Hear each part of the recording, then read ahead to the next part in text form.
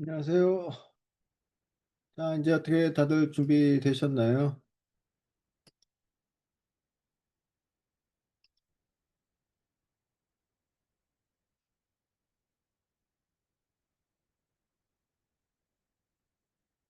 자, 이제 또 시작하도록 하겠습니다. 오늘은 저도 조금 전에 들어와서, 그냥 후다다다가 지금 이제, 예, 컴퓨터 세팅하고 이제 강의를 시작하려고 합니다. 그, 저희가 이제 지난 시간에 배운 핵심적인 모델이 이제 그 베리에이션 오토인코더라는 이제 제너러티브 모델이었고요. 그러니까 오토인코더와 다른 점은 이제 인코더하고 디코더가 이제 프로바빌리스틱한 모델로 대치가 됐고, 그거의 결정적인 이유는 이제 우리가 인코더의 아웃풋이 이제 보통 저희들이 이걸 이제 뭐 레이튼 스페이스, 레이튼 베리어블이라고 하죠.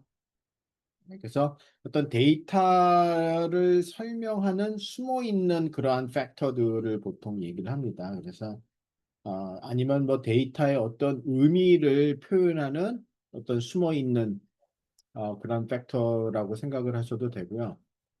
그래서 이 오토인코더 같은 경우는 이제 인코더가 디터미니스틱한 그냥 뉴럴 네트워크를 사용을 하기 때문에 즉 그 얘기는 같은 인풋에 대해서 어떤 같은 임베딩이 결정이 되는 거고요. 그거의 이제 가장 큰 문제점은 오로지 리컨스트럭션만 최소화하는 방향으로 모델들이 학습이 되면은 이 레이튼 스페이스가 그러니까 어떤 게 뭔가 어떤 스무드한 디스트리뷰션을 가지는 것이 아니라 전체적으로 레귤러라이즈가 거의 잘 안 돼 있기 때문에 그래서 그냥 거기서 비슷한 곳에서 우리가 어떤 값을 뽑아 오더라도 디코더에 넣게 되면은 디코더는 우리가 기대하던 그러한 결과가 이제 나오지 않는다는 점을 갖다 강조를 했고 이제 그러한 점을 좀 더 극복하기 위해서 그러면은 우리가 어떤 레이트 스페이스에 어떤 prior distribution을 가정을 하고 뭐 예를 들어 많이 쓰는 것이 이제 가우시안 디스트리뷰션인데 가우시안 디스트리뷰션이 상당히 스무드하죠. 비슷한 곳에 있으면은 비슷한 결과들을 갖다 초래를 하니까요. 그래서 그거를 가정을 하고 그러면은 인코더는 어떤 데이터를 받아들여서 어, 예를 들어 가우시안 디스트리뷰션의 파라미터들을 이제 인코더가 아웃풋으로 내주는 겁니다. 그러니까 민과 베리언스를 아웃풋으로 내주고 그 민과 베리언스를 갖는 가우시안 디스트리뷰션에서 샘플링을 해서 임베딩을 갖다 결정을 하는 겁니다. 그러니까 이제 레이튼 베리어블들이 거기서 나오고 그다음에 이제 그런 값들이 다시 디코더로 들어가면 디코더도 역시 마찬가지로 프로바빌리스틱 디코더는 가우시안의 민과 베리언스를 아웃풋으로 내주고 그 각각 해당되는 가우시안에서 샘플링을 해서 아웃풋이 리컨스트럭트 되는 이제 그러한 구조로 되어 있습니다. 그래서 뉴럴 네트워크 여기서 보여주는 인코더, 디코더 뉴럴 네트워크들은 각각 다 가우시안의 민과 베리언스들을 타겟으로 하는 그러한 네트워크가 됩니다. 그래서 우리가 이제 뭐 리파라메터라이제이션 트릭이라는 거를 갖다가 소개를 했고 딥뉴럴 네트워크 관점에서 보면은 이제 이 리파라메터라이제이션 트릭이 이제 백프로파게이션을 가능하게 해주는 그런 역할을 갖다가 한다고 볼 수 있고요. 이제 이게 뭐 프로바빌스틱 모델 관점에서도 이거 인퍼런스에 이제 인퍼런스를 하는 것 자체에 이제 상당히 도움을 줍니다. 이제 그런 것들은 좀 더 베리에이셔널 인퍼런스라는 테크닉을 이제 여러분들이 조금 알게 되면은 이제 차차 조금씩 이해가 될 테고요. 뭐 베리에이셔널 인퍼런스라는 테크닉은 제가 토요일 날 한번 오프라인에서 제가 설명을 드리기로 했고, 그거는 좀 굉장히 펀더멘탈한 방법인데, 뭐, 그거를 알아도 몰라도 뉴럴 네트워크들을 다루는 데는 뭐 크게 사실은 문제가 없습니다. 그러나 제가 뭐 뉴럴 네트워크를 다루더라도 조금은 더 어드밴스된 방법들을 이해하고자 할 때는 이제 뭐 기본적으로 상당히 필요한 내용들이라서 일단 따로 설명을 할 예정이고, 이 베리에이션 오토인코더는 기본적으로 그냥 어떤 랜덤한 인풋이 들어가면, 또 넘쳤네요. 랜덤한 인풋이 들어가면 그냥 어떤 그럴싸한 아웃풋이 나오는 겁니다. 그래서 이제 우리가 컨트롤할 수 있는 것들은 없어서, 그래서 이제 이 컨디셔널 모델들이 있는데, 베리에이션, 제가 오늘 확인을 해보니까 이 슬라이드의 맨 뒤쪽에 그 컨디셔널 모델이 있더라고요. 그러니까 베리에이션 인프런스를 이제 애초에 설명을 하고 그 다음에 맨 마지막에 이제 어떤 컨디셔널 모델에 대한 간단한 이그젬플이 있는데 베리에이션 인프런스는 이제 따로 설명을 하기로 했으니까 저 뒤쪽으로 가서 컨디셔널 베리에이션 오토인코더를 잠깐 살펴보도록 하겠습니다. 그러니까 그러면 컨디셔널 모델이라는 게 뭔가 그리고 이제 이런 것들이 더 추가적으로 발전돼서 지금 여러분들이 익숙한 그런 생성형 AI가 이제 탄생되는 겁니다. 그럼 이제 컨디션은 이제 우리가 뭔가 컨트롤하고 싶은 거죠. 그러니까 어떠한 타입의 뭐 이미지를 갖다가 만들고 싶다. 지금은 그냥 베리에이션 오토인코더는 그냥 내가 사람 얼굴들 잔뜩 가지고 와서 학습을 시켰으면 그냥 그럴싸한 사람 얼굴을 갖다가 만드는 겁니다. 그러니까 뭐 어떤 타입의 사람 얼굴을 갖다가 뭐 만드는 게 좋은지 이런 거에 대해서 우리가 뭐 인풋으로 주는 건 없어요. 그냥. 어떠한 랜덤한 인풋이 들어가느냐에 따라서 그냥 어떤 사람 얼굴 하나가 나오는 거죠. 그리고 평가는 이게 진짜 사람 얼굴하고 굉장히 흡사한지 안 한지로만 그냥 잘 만들어졌는지 안 만들어졌는지가 평가가 되지 어떤 사람의 얼굴이 나올지 뭐 남자가 나올지 아니면은 뭐 흑발이 나올지 블론드가 나올지 뭐 이쁜 사람이 나올지 못생긴 사람이 나올지 전혀 이제 사실 그거는 뭐 우리가 어떻게 컨트롤할 수 있는 것이 아닌데 이제 사람들이 조금씩 더 욕심이 생겨서 그러면 우리가 어떤 컨디션을 주면은 그 컨디션에 맞는 어떤 데이터가 제너레이트 되면은 좋겠다라고 이제 생각을 해서 지금 이 그림에서는 컨디션이 이제 Y라고 표시된 요것이 이제 컨디션입니다. 컨디션. 그럼 이제 컨디션을 이제 인코더에도 주고 디코더에도 그 컨디션이 그대로 들어갑니다. 그러니까 이 임베딩 된 거는 이제 인코더의 아웃풋으로서 임베딩 된 결과가 나오지만 디코더에 들어갈 때는 임베딩 플러스 그 다음에 이 컨디션이 똑같이 들어가서 다시 그 디코더 아웃풋이 나오고 학습은 마찬가지로 똑같은 방법으로 하는데 이제 컨디션만 이렇게 이제 추가가 들어가는 거고요. 그러면 뭐 이제 이 objective 펑션에도 컨디션이 하나 더 추가가 돼서 뭐 학습이 되는데 현재 뭐 그런 이 수식 같은 거는 뭐 여러분이 지금 크게 신경 쓰지 마시고 뭐 이그샘플로 그러면 뭐 도대체 컨디션 어떤 것들을 생각했느냐 하면은 뭐 가장 대표적으로 지금 뭐 이 컴퓨터 비전 쪽에서 했던 거는 뭐 이제 이러한 거죠. 이제 어떤 만약에 우리가 사람의 얼굴을 제너레이션 하는 모델, 다양한 사람의 얼굴을 제너레이션 하는 모델을 우리가 만들고 싶다면은 또 여러분들이 사람의 얼굴을 제너레이션 할 때 이제 어떤 컨디션들을 뭐 고려하고 싶으세요?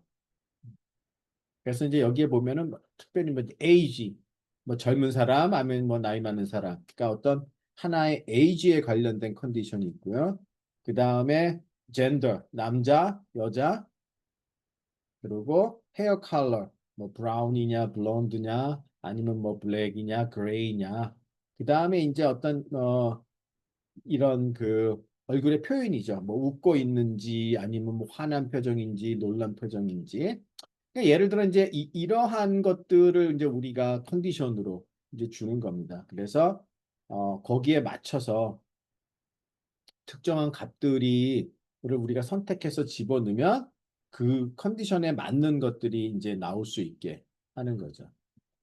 그러니까 이제 뭐 컨디션은 이제 우리가 정하기 나름이고 그 컨디션들을 주고서 그러니까 이러한 컨디션을 줬을 때 이제 어떠한 페이스 이미지가 제너레이트 되는지 이제 그거를 가지고 이제 우리가 학습을 하는 겁니다. 그런 것들은 이제 어트리뷰트라고 하죠. 그러니까 어떤 그 데이터의 속성들을 나타내는 거예요. 그래서 이제 이걸 뭐 특별히 Attribute Conditioned Image Generation이라고 하는데요.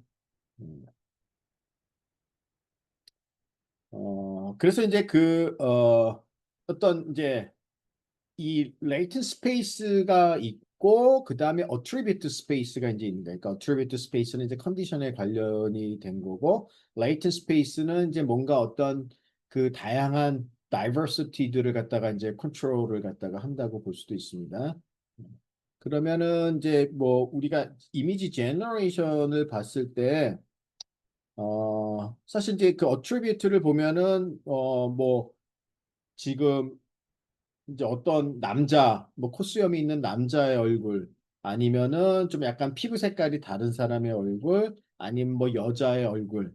그러면 이제 어트리뷰트는 결정이 됐고, 그 다음에 생기는 랜덤니스는 이제 레이튼 스페이스에서 어느 그 히든 베리어블이, 그러니까 레이튼 스페이스 어느 위치에 있는 애가 디코더의 인풋으로 들어가느냐에 따라서 랜덤니스가 결정이 되는 거기 때문에 이쪽으로 가는 이제 랜덤니스가 있고 어트리뷰트는 이제 이쪽으로 결정이 된 거죠. 어트리뷰트는 이제 우리가 보통 컨트롤을 하는 거고 레이턴 스페이스에서 랜덤니스는 이제 우리가 컨트롤할 수 있는 건 아니에요. 그래서 어떤 특정한 어트리뷰트에 대해서도 이제 다양한 그 랜덤니스에 따라서 다양한 얼굴들이 나온다고 생각을 하시면 됩니다. 이게 이제 오늘 또 우리가 이제 겐이라는 제너러티브 모델을 볼 텐데 거기서도 이제 우리가 다양한 컨디셔널 모델들이 있기 때문에 계속 컨디셔널 모델들은 이제 이런 것들을 이제 컨디셔널 모델이라 그러는구나 라고만 이제 알고 계시면은 되고 이제 우리가 겐을 갖다가 한번 좀 살펴보도록 하겠습니다. 근데 이제 지금 뭐 겐을 뭐 제가 그래서 한번 이제 물어봤잖아요. 그뭐 겐은 이제 이미 굉장히 구닥다리 모델이라고도 볼 수 있어서 뭐 이거를 여러분들이 배울 의향이 있으신지 없으신지 물어봤는데 이게 뭐 빠른 속도로 어떤 모델은 반짝거렸다가 이제는 뭐 옛날 모델로 취급을 받기도 하고 근데 걔는 거의 한 10년간 거의 대표적인 모델이었었는데 이제 지금은 아무도 걔를 언급하지도 않고 거의 쓰지도 않습니다, 사실.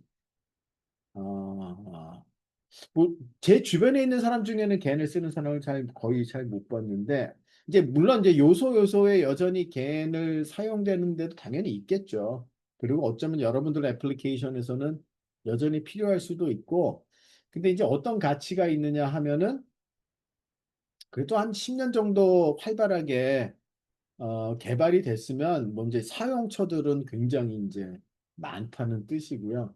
또, 그만큼 어떤 장점이 있었다는 거고요.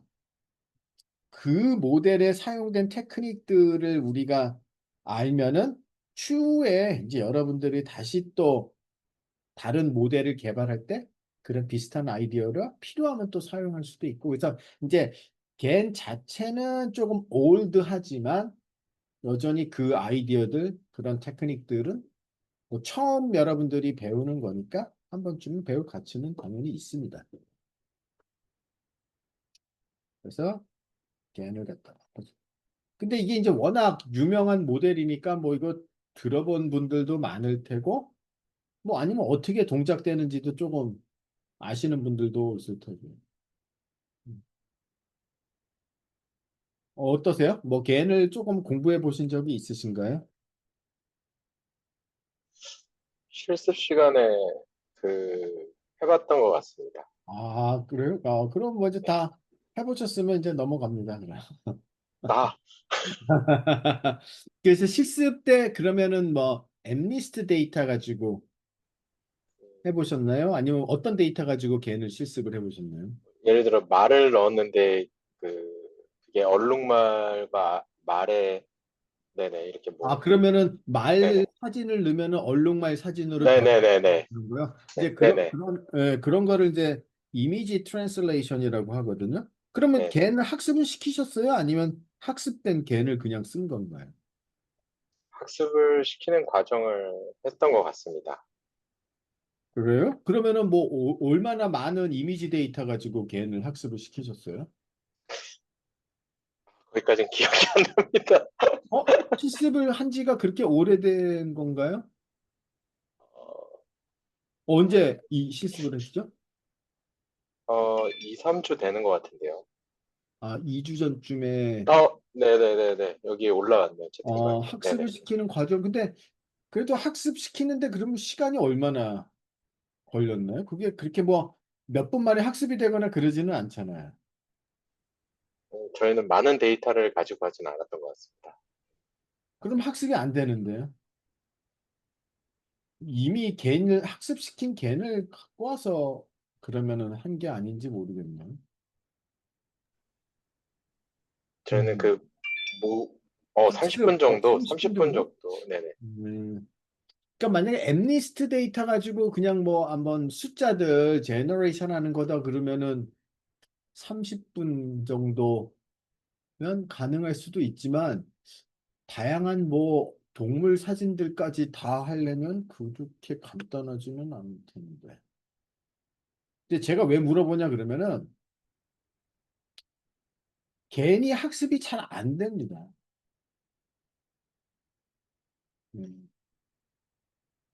아니, 그러니까 학습이 상당히 언스테이블한 편이에요. 근데 모르겠습니다. 이제 뭐 요새 어떤 얼마만큼 기술이 좋아졌는지는 모르겠지만 제가 이론적으로 생각했을 때는 얘가 학습이 진짜로 불완전해요. 그러니까 그래서 저희들이 보통 개인을 얘기할 때 많은 사람들이 어떻게 얘기하냐 그러면은 한 10번을 학습을 하면은 한 6번 정도는 안 된다고 얘기를 합니다. 그러니까 이제 우리가 보는 결과는 한 세네 번 잘 된 결과들을 보는 거지 6번, 7번 정도는 잘 안 돼. 그만큼 굉장히 언스테이블. 왜 그런지 이제 이게 그 제가 이제 설명을 하겠습니다. 이제 이거. 근데 이제 여기에 상당히 재미난 아이디어들이 쓰였기 때문에 그런 것들은 조금 한번 여기 그 우리 관리자님 계시네요. 그러면은 이게 데이터셋이 한 어느 정도 사이즈나 되나 뭐 링크를 보내주셨는데 한번 저도 한번 나중에 보죠. 네. 2주가 아니라 한 3, 4주 전에 벌써 제너러티브 모델 학습을 하셨으니 3, 4주 전이면 기억도 안 나네요, 정말.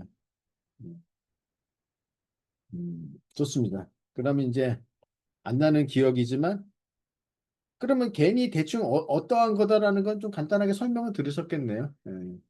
네네. 이게 이제 그 2014년도에 발표가 됐고요. 예. 이거를 이제 처음 만든 그 원래 예전에 벤지오의 PhD 학생이었던 이제 이안 굿펠로우라는 친구가 이제 이걸로 이제 일약 굉장히 급부상 하죠. 음.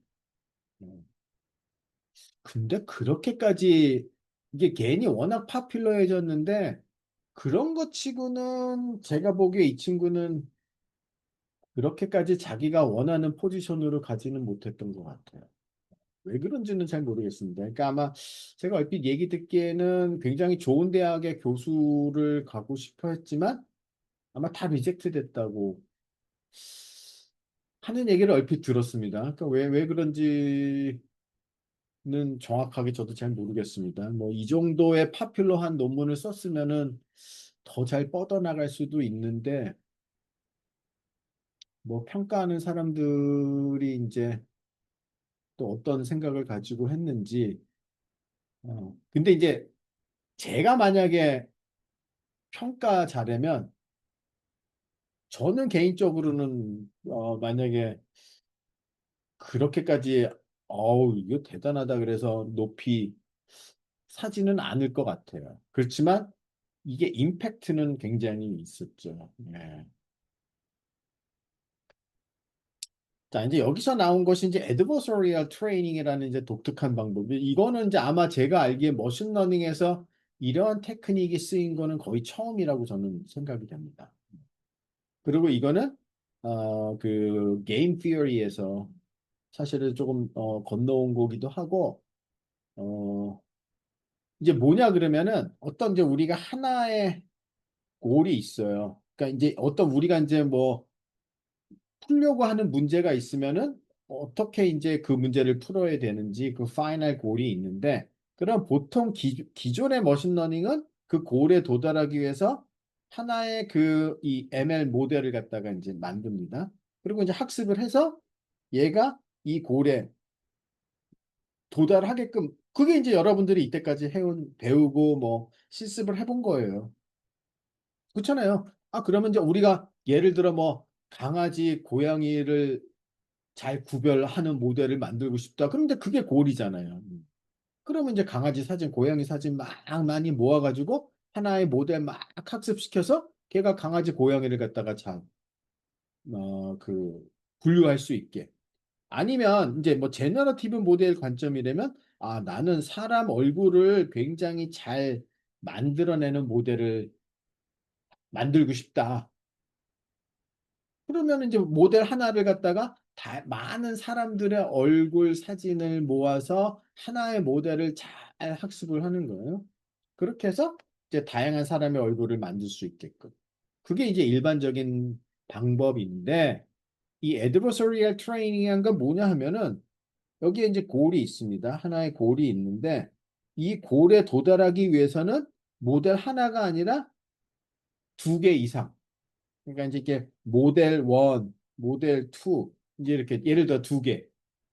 그리고 이 두 개가 엄청 서로 그냥 이 컴핏 하는 거예요. 경쟁을 하는 거예요. 그러니까 첫 번째 모델이 잘 되는 꼴을 두 번째 모델은 못 봅니다. 그리고 첫 번째 모델 입장에서는 두 번째 모델이 잘 되는 꼴을 못 봐요. 서로 경쟁을 통해서 이제 이 어떤 이퀄리브리엄에 도달을 하게 됩니다. 서로 막 경쟁을 해서. 그래서 이퀄리브리엄에 평형 상태에 도달을 하게 되면은 그제서야 비로소 우리가 목적을 한 최종 골. 그러면 첫 번째 모델은 최종 골이 아니라 자기의 골이 있어요.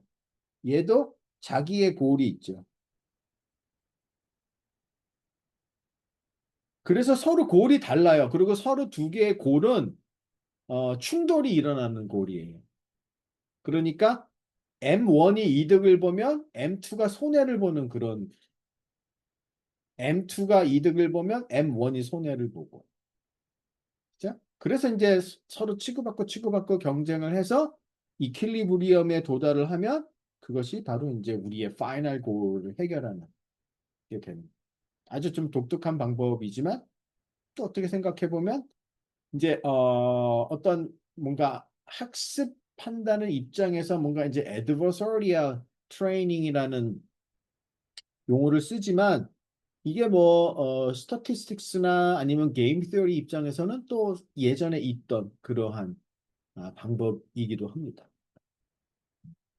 근데 이제 이게 굉장히 이슈가 돼서 2018년도 그 MIT 테크놀로지 리뷰, MIT 테크놀로지 리뷰라는 잡지는 이제 보통 매년 10개의 브레이크스루 기술을 갖다가 이제 이렇게 선정을 해서 보여주거든요.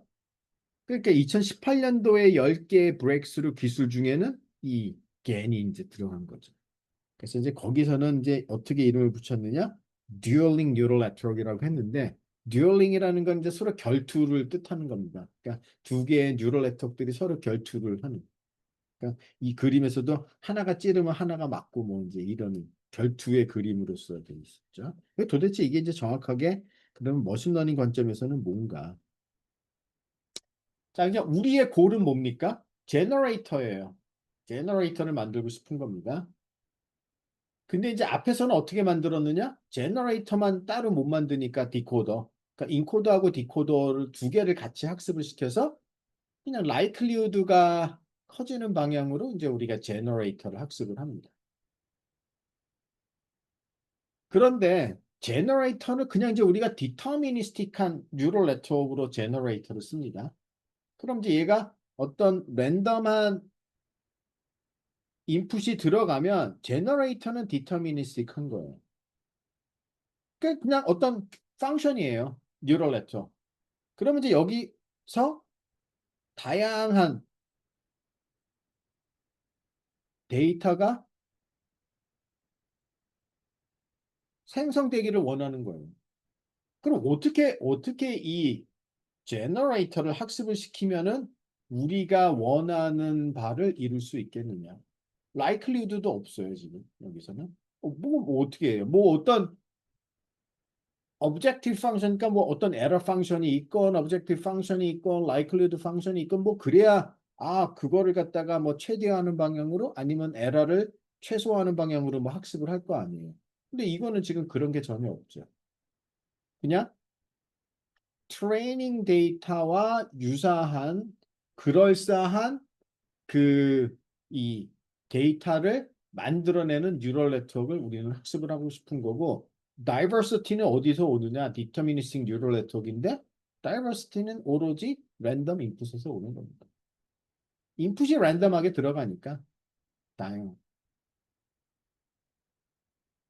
그래서 이 제너레이터가를 학습시키기 위해서 라이클리후드가 없기 때문에 이제 디스크리미네이터라는 걸 하나 또 추가로 도입을 해요.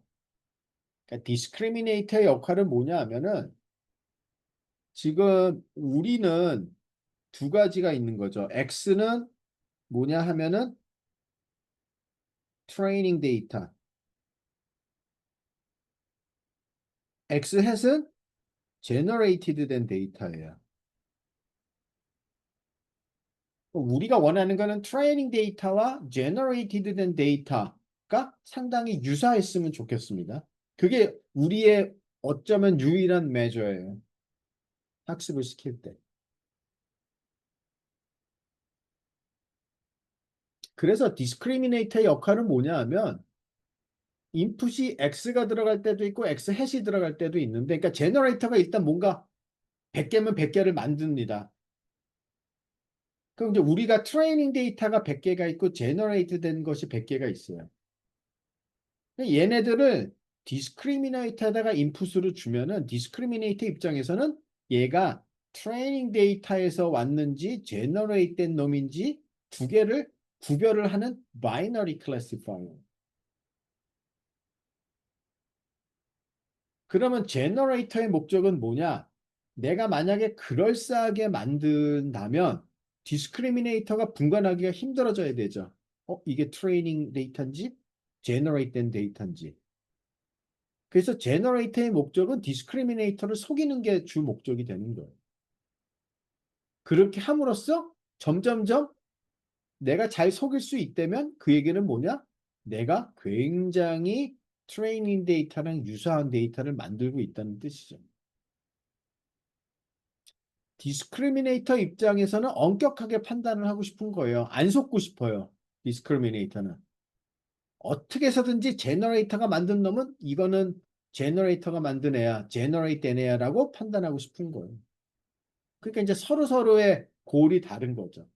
제너레이터는 디스크리미네이터를 속이고 싶고, 디스크리미네이터는 어떻게 해서든지 안 속고 싶고. 그래서 이제 둘이가 경쟁을 합니다. 그 평형 상태에 가기가 상당히 어렵다는 거예요. 제가 보기에. 이런 쪽으로 평형 상태에 가면 뭐 그거는 이제 만족스러운데 결과가 이게 평형 상태에 그렇게 항상 가는 게 그렇게 쉬운 일이냐. 그 이퀄리브리엄은 내쉬 이퀄리브리엄입니다.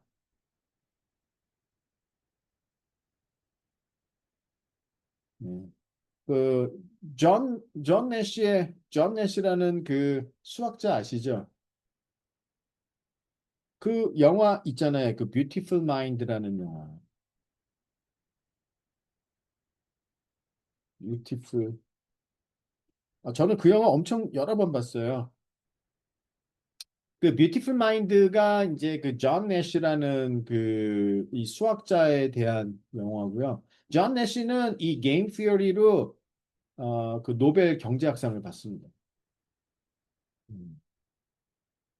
이제 그 게임 시어리가 이제 경제학 쪽에 많이 적용이 됐기 때문에, 근데 이제 존 내시는 젊었을 때부터 약간 정신적인 질환이 있었습니다.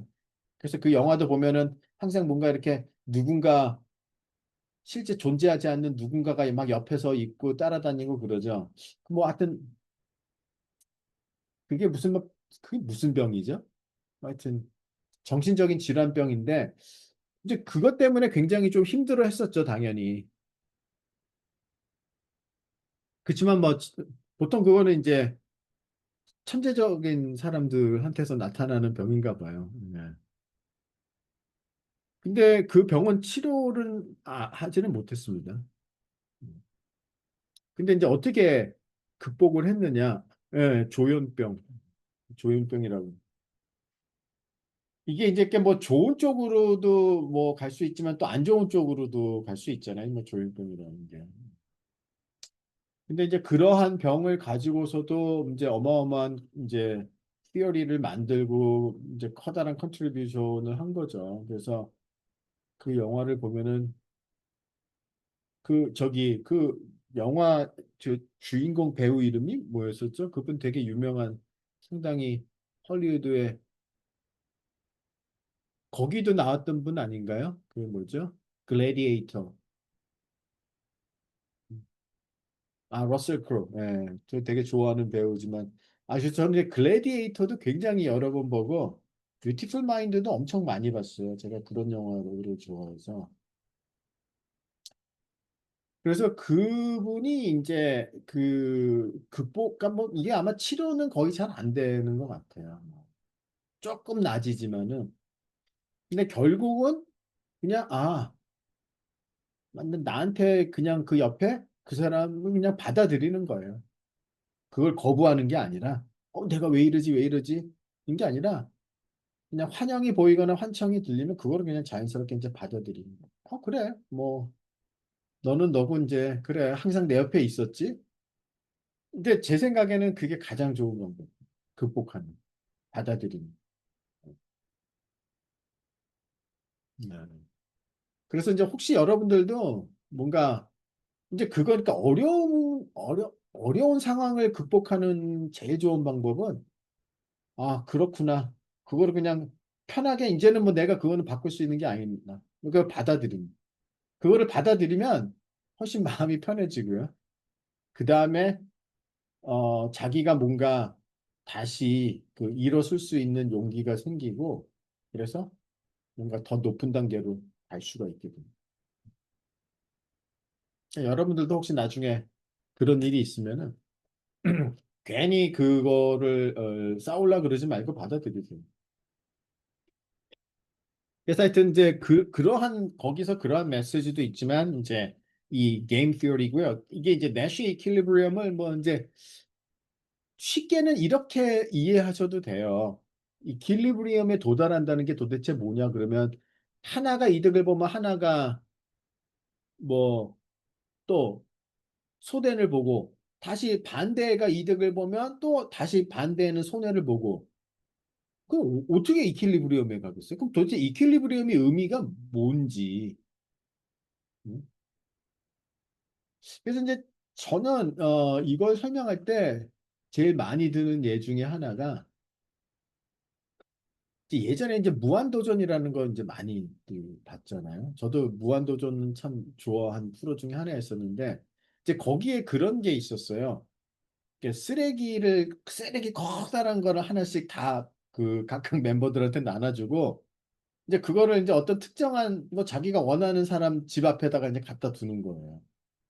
예? 그럼 이제 박명수가 이제 그 쓰레기를 들고 이제 정준하 집 앞에다가 쓱 갖다 두는 거죠. 그럼 정준하가 보고, 어이씨, 이거 뭐야? 그러면 이제 또 다시 박명수 집 앞에 이제 또 갖고 가요. 예? 그러니까 그 박명수가 정준하한테 주면은 이제 박명수가 이득을 보고 정준하가 이제 손해를 보는 거죠. 그래서 나중에 그 쓰레기가 많은 사람이 이제 제일 페널티를 받게 되는데, 그럼 이제 또 정준하는 또 다시 들고 이제 박명수한테 가면 또 다시 그러면 이제 정준하가 이득을 보고 박명수가 손해를 보는데 그렇게 이제 주거니 받거니 막 왔다 갔다 거르다가 이제 박명수가 정준하한테 갖다 뒀는데 이제 정준하가 더 이상 에이 모르겠어 이제 이제 그러니까 이제 더 이상 이제 상대를 안 하는 거죠. 에이 그래 뭐 그렇게 해. 그런 게 이제 평형 상태라는 거예요. 한쪽에서 이제 더 이상 이제 반응을 안 하게 되면 이제 그렇게 이제 뭐 평형 상태예요.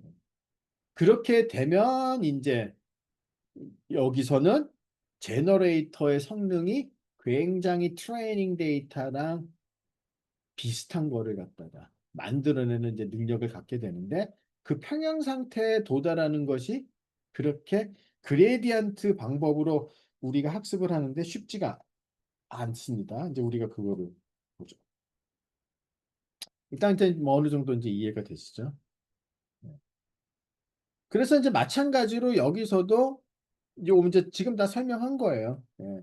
뭐 discriminate 입장에서는 이제 그 두 개의 디스트리뷰션이라는 거는 하나는 트레이닝 데이터의 디스트리뷰션, 그다음에 하나는 제너레이트 된 데이터의 디스트리뷰션들을 보고 그 차이가 별로 안 난다. 차이를 갖다 알아내는 게 이제 주 목적이고 제너레이터는 이제 그 차이를 점점점 없애려고 하는 거죠. 네. 그렇게 되면 이제 상당히 그 트루 데이터 디스트리뷰션을 제너레이트 하는데 이제 그 제너레이터가 이제 성공을 하게 되고요. 평형 상태에 도달하게 되면 이제 디스크리미네이터 입장에서는 거의 디퍼런스를 차이를 볼 수가 없기 때문에 판단을 하지 못한 어려워져서 거의 이제 랜덤하게 개수를 하는 수준으로 가게 되는 겁니다. 이제 평형 상태에 도달을 하게 되면.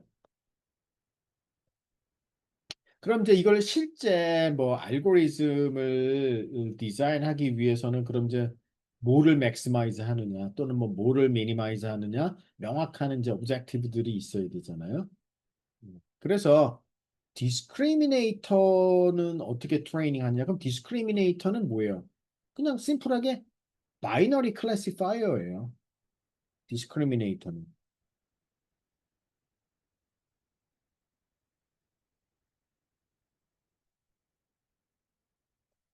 그러니까 바이너리 클래시파이어니까 그냥 크로스 엔트로피 에라 여러분들이 알고 있는 그 크로스 엔트로피 에러를 쓰는 거예요. 근데 이제 이거는 이제 맥시마이제이션으로 돼 있으면 뭐냐 하면 아 만약에 인풋이 이제 PD라는 거는 그 이제 트레이닝 데이터의 디스트리뷰션이고요. PG는 제너레이트 된 애들, 제너레이트 된 애들의 디스트리뷰션이에요. 그러니까 X가 트레이닝 데이터에서 왔으면 그러면 이제 이 D pi over X라는 거는 이제 바이너리 클래시파이어의 아웃풋이죠. 그러니까 뭔가 얘는 true다, true일 확률 값을 갖다가 아웃풋으로 내준 거죠. 바이너리 클래시파이어니까. 그럼 이제 true면은 1, fake면 0. 그러면 이제 true일 확률값 0에서 1 사이로. 그러면은 X가 트레이닝 데이터에서 왔을 때는 스코어 값이 높아지는 방향으로 가야 되잖아요. true니까. 그래서 로그 그 스코어 값이 높아지는 쪽으로. 만약에 X가 제너레이트 되려면은 그 스코어가 낮아지는 쪽으로. 그래서 로그의 1-D가 높아지는 쪽이에요. 이거는 그 뭐죠? 크로스 엔트로피 에러랑 익젝트하게 똑같은 거예요, 사실. 그런데 이제 요거 제너레이트 된 거를 좀 다시 쓰면은 그러면 이 이제 랜덤한 인풋을 뽑고 그 랜덤한 인풋이 제너레이터로 들어가서 그 제너레이트 된 애의 이제 이 스코어 값을 본다는 뜻이에요. 그러니까 뭐 위아래 식은 사실 똑같은 겁니다. 그 다음에 제너레이터를 어떻게 트레이닝 하느냐? 그럼 제너레이터는 어떻게 돼요? 제너레이터 입장에서는 제너레이트 된 애, 그러니까 즉 제너레이트 된 애를 이제 우리가 편의상 그럼 페이크 데이터라고 하겠습니다. 트레이닝 데이터를 true니까 true 데이터라고 하겠고요. 그러면 이 제너레이트 된 애가 그 스코어 값이 낮아지는 확률을 낮춰야 되는 거죠. 그러니까 이 디스크리미네이터하고는 반대 입장이에요. 그래서 얘는 디스크리미네이터 입장에서는 이거를 높아지는 쪽으로. 그러니까 이거는 페이크면 페이크다라고 판단하는 확률이 높아지는 쪽으로 가야 되고요. 제너레이터 입장에서는 페이크다라고 하는 확률이 낮아지는 쪽으로 가요. 그러면은 얘는 똑같은 퀀터티를 얘는 디스크리미네이터 입장에서는 얘를 맥시마이즈 하는데 제너레이터 입장에서는 그 똑같은 애를 또 최소화하는. 그럼 이제 이게 그레디언트로 이제 우리가 학습을 하면 이 그레디언트가 이제 혼동이 일어나는 거예요. 하나는 얘는 이제 높아지는 쪽으로 갔다, 얘는 또 낮아지는 쪽으로 갔다, 높아지는 쪽으로 갔다, 낮아지는 쪽으로 갔다. 그래서 사실은 굉장히 트레이닝이 언스테이블합니다. 그래서 이제 뭐 이거를 뭐 멋있는 이름으로는 투 플레이어 미니맥스 게임이라고 하죠. 그래서 이 두 개의 식을 이게 이제 하나는 맥스고 하나는 미니잖아요. 합쳐서 쓸 수도 있어요. 왜냐하면은 얘는 디스크리미네이터 파라미터에 대한 맥시마이제이션이고 얘는 제너레이터 파라미터의 미니마이제이션이고요. 그러니까 그걸 하나로 쓰면은 이제 이렇게 미니맥스로 쓸 수가 있습니다. 그래서 디스크리미네이터 P에 대해서는 maximization, theta에 대해서는 minimization. 그리고 제너레이터나 뭐 디스크리미네이터 둘 다 뉴럴 네트워크.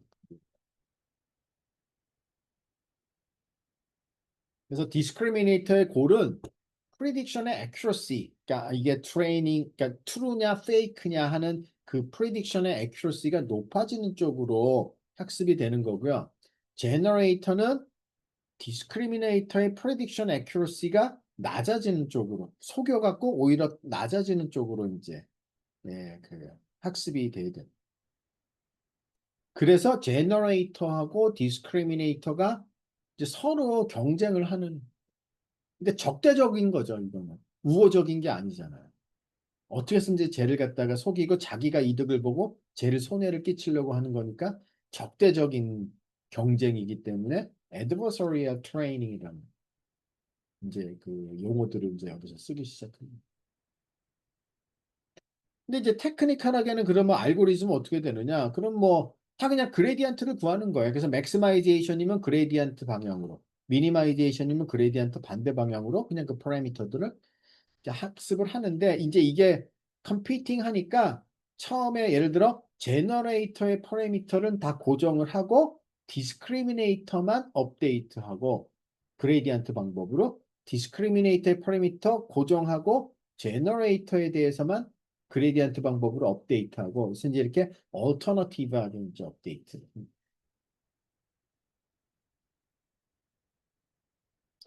그래서 이제 얘의 장점은 뭐냐? 그러니까 이제 여기서 뭐 이 베리에이셔널 오토인코더 같은 경우는 굉장히 정말 이 고급 인퍼런스 테크닉을 쓰는 거예요. 그러니까 인퍼런스라는 거는 뭐냐 하면은 여기서 인퍼런스라는 거는 그러면 어떤 인풋이 어, 있을 때 그거에 해당되는 히든 베리어블의 프라바빌리티를 갖다가 계산하는 거를 우리가 이제 인퍼런스라고 보통 많이 얘기를 합니다. 왜냐하면 이제 여기서는 그 어떤 히든 베리어블드, 히든 스페이스를 러닝을 해야 되잖아요. 인코더를. 그래서 그러니까 인퍼런스라는 건 제너럴하게 어떤 모르는 퀀터티에 대한 probability를 이제 우리가 계산하는 것이 이제 probabilistic inference인데 그냥 줄여서 이제 inference라고도 많이 얘기를 하죠. 그러니까 여기서 지금 뭐 does not require any sophisticated inference라는 얘기는 variation autoencoder라든지 이런 the likelihood 기반은 이 퀀터티를 계산하는 것이 그냥 쉽지는 않아서 상당히 고난도의 approximation 테크닉을 써서 이 conditional probability를 계산합니다. 근데 이제 거기 variation autoencoder에서는 특별히 이제 variational inference라는 그 테크닉을 써서 한 건데 지금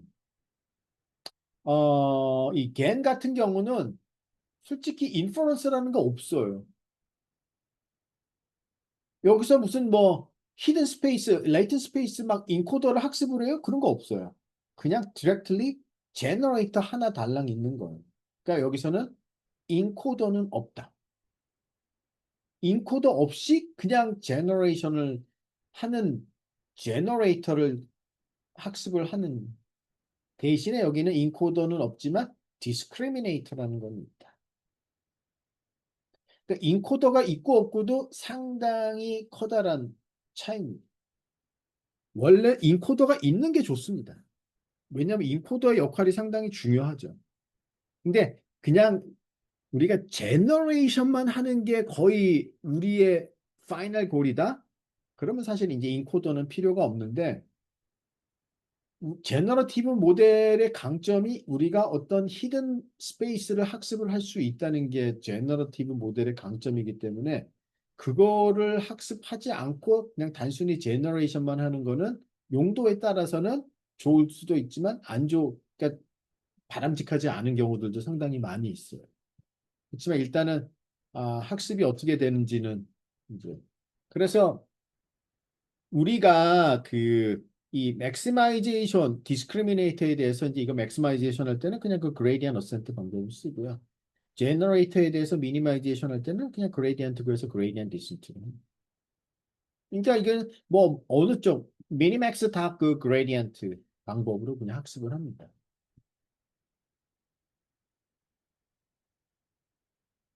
그리고 이제 프랙티컬하게는 우리가 뭐 이거를 미니마이즈 하지만 반대로 이거를 맥시마이즈 할 수도 있어요.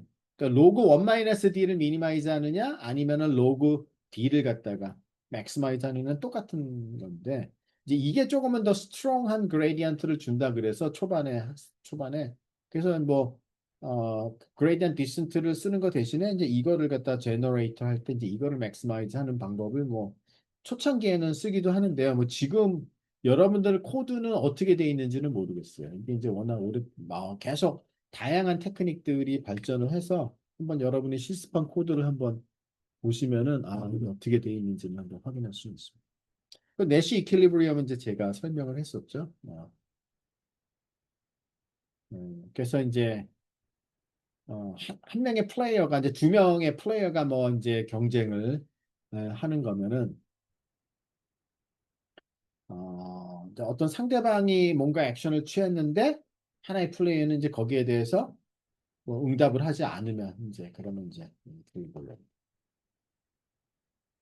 자, 이제 여기까지 하고 잠깐 10분간 브레이크를 가졌다가 지금 이제 이런 거에 관련된 스타티스틱한 이 티어리가 뭐가 있었는지 사실 거의 이거에서 나온 건데 한번 이거는 이제 다양한 데서도 여러분들이 유용하게 쓸 때가 있을 것 같아서 이제 그거는 이제 잠깐 브레이크를 가졌다가 이제 설명을 하도록 하겠습니다. 네, 잠깐만 쉬었다가 하죠. 자, 다시 시작하겠습니다. 자, 일단 이제 상당히 그 겐이 나오게 된 이 배경하고 좀 상당히 관련이 있고, 그다음에 이제 이 내용이 또 다른 데도 상당히 여러분들한테 도움이 될 것 같아서 일단 이제 그거 좀 간단하게 소개를 드리면요. 보통 겐을 강의할 때 이런 내용을 강의하지는 않습니다. 예. 그런데 제가 생각하기에는 저는 이건 중요합니다. 자, 이제 우리가 사실 이 likelihood 펑션 없이 제너러티브 모델을 트레이닝 하는 거는 상당히 어렵습니다. 원래는. 모든 건 사실 likelihood 기반이 상당히 쉬운 편이죠. 왜냐하면 뭐 우리가 어떤 특정한 likelihood를 갖다가 정의하고 그냥 그게 최대화되는 방향으로 파라미터만 맥시마이즈 하면 되는데 근데 이제 지금 겐 같은 경우에 우리가 그냥 어떤 딥뉴럴 네트워크 제너레이터로 쓰고 likelihood가 없다면은 그렇다면은 likelihood는 계산은 거의 불가능. 가지고 이제 왜 수학적으로 그게 불가능한지 보여주고 있는데 일단 이제 우리가 가지고 있는 거는 어, 우리가 모델 디스트리뷰션이 뭔지는 모르지만 모델로부터 그냥 얻은 샘플들이 있고요. 즉 이거는 뭐냐? generated 샘플이죠. 그 다음에 이제 트레이닝 데이터가 있으니까 데이터 디스트리뷰션으로 온 샘플 두 가지가 있죠. 두 개가. 그러면 우리의 목적은 사실 두 개의 디스트리뷰션이 잘 매치가 되게끔 이제 제너레이터를 갖다가 학습을 한 거고요. 음. 그래서 그게 비슷한지 안 한지, 그러니까 두 개의 디스트리뷰션이 비슷한지 안 한지를 갖다가 이제 판단을 하는데, 그걸 이제 우리가 어떻게 판단을 하느냐 하면은 이제 잘 알려진 것이 이제 투 샘플 테스트라는 게 있는데요. 그러니까 이제 어떤 두 개의 이제 샘플들의 이제 셋을 갖다가 이제 비교를 하는 겁니다. 네, 그래서 얘네들이 진짜 비슷한지 아닌지. 쭉 무슨 얘기냐 하면은 P라는 디스트리뷰션이 있고 Q라는 디스트리뷰션이 있어요. 여기서 뭔가 샘플들이 나왔어요. 그러면은 X, X 프라임이라는 그 샘플들을 가지고 얘네가 같은 디스트리뷰션에서 왔는지 다른 디스트리뷰션에서 왔는지를 갖다가 판단하고 싶은 겁니다. 그러면 이제 우리가 뭐 요거를 직접 한번 보죠. 자, 이제 두 개의 디스트리뷰션이 있습니다. 하나의 디스트리뷰션은 데이터 디스트리뷰션 PD, 하나는 모델 디스트리뷰션 P theta. 사실 뭐 우리가 정확하게 모델 디스트리뷰션은 모르지만 하여튼 이제 거기서 온 샘플들은 가지고 있죠. 그래서 데이터 디스트리뷰션에서 n 개의 샘플이 있고요. 그다음에 모델 디스트리뷰션에서 n 개의 샘플들이 있고 각각은 x 또는 x hat으로 이제 구분되어 있습니다. 그러면 이제 데이터 디스트리뷰션에서 온 애들은 레이블을 1이라고 하겠고요. 모델 디스트리뷰션에서 온 애는 레이블 0라고 하겠습니다. 자, 그러면 데이터 디스트리뷰션이라는 거는 뭐예요? 어떤 X의 디스트리뷰션인데 레이블이 1인 경우죠. 그다음에 모델 디스트리뷰션은 Y가 0일 때 X의 디스트리뷰션이고요. 자, 그럼 이제 이거의 레이쇼를 갖다가 볼까요? 레이쇼를 보면은 PD X 나누기 P theta X는 사실 이 컨디셔널 디스트리뷰션을 나누는 거고 이거를 여기다가 여기 있지? 응? 그렇지. 이거 어디가 있지? 여기 생각해 보면은 자, 데이터 디스트리뷰션이 PD고 그다음에 모델 디스트리뷰션 P theta입니다. 이때가 이제 우리가 레이블이 1이라고 하고 이때를 레이블 0라고 하면 그럼 이제 이 레이쇼를 갖다가 보면은 이 디스트리뷰션의 레이쇼를 보면 이거는 이제 우리가 어떻게 쓸 수 있느냐 그러면 이거는 x의 디스트리뷰션인데 컨디셔널이죠. 컨디션 돈 y equal 1일 때고요. 그다음에 이거는 x의 디스트리뷰션인데 컨디션도 y equal 0일 때. 그럼 이제 이거를 갖다가 우리가 베이즈 룰을 적용하게 되면 여기서 이제 베이즈 룰을 적용합니다. 그러면 이제 분자는 이렇게 쓰죠.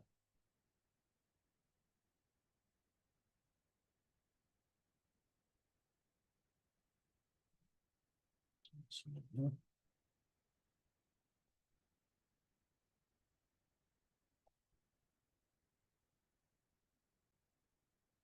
자, 분자는 이렇게 되죠. 베이스를 적용하게 되면 그 다음에 분모는 이제 그 뒤집혀서 나오니까 이제 이렇게 되겠죠.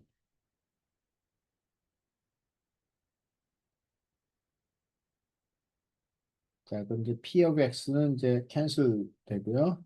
그러면 얘는 이렇게 됩니다.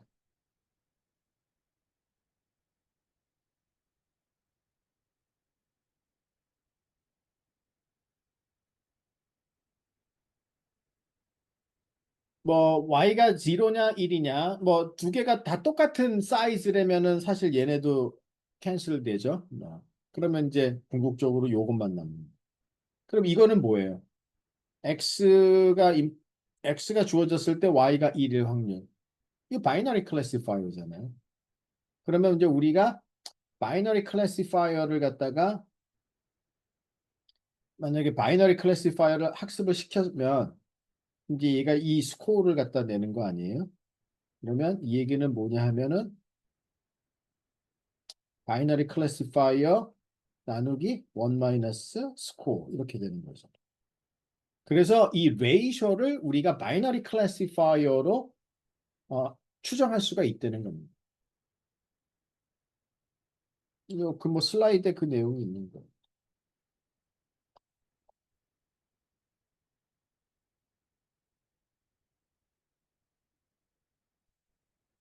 네.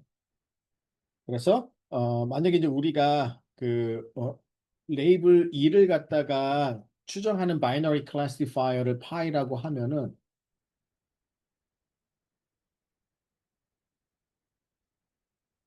아니요. 이거는 그냥 이 marginal probability고요. 그래서 binary classifier가 아니고, 그러면은 뭐 이쪽은 요 레이쇼를 갖다가 뭐 1 마이너스 파이 나누기 파이인데 사실 이제 뭐 같은 사이즈라면은 뭐 이거는 캔슬되고 그렇게 중요한 포인트는 아니고 이게 이제 중요한 포인트죠. 그래서 이 density를 갖다가 estimate 하는 문제, 그러니까 density의 레이쇼를 갖다가 estimate 하는 문제는 단순히 그냥 binary classification 문제인 셈이에요. 근데 여기서 이제 그래서 그러면 이제 이 같은 디스트리뷰션에서 왔는지 아닌지를 갖다가 이제 판단하는 거는 이제 마이너리 클래시피케이션으로 판단하는 거나 이제 마찬가지다. 그럼 이거는 뭐예요? 우리가 겐도 이 문제예요. 페이크 디스트리뷰션과 트루 디스트리뷰션을 비교를 하는 거기 때문에 어차피 이 투 샘플 테스트랑 이제 같은 라인.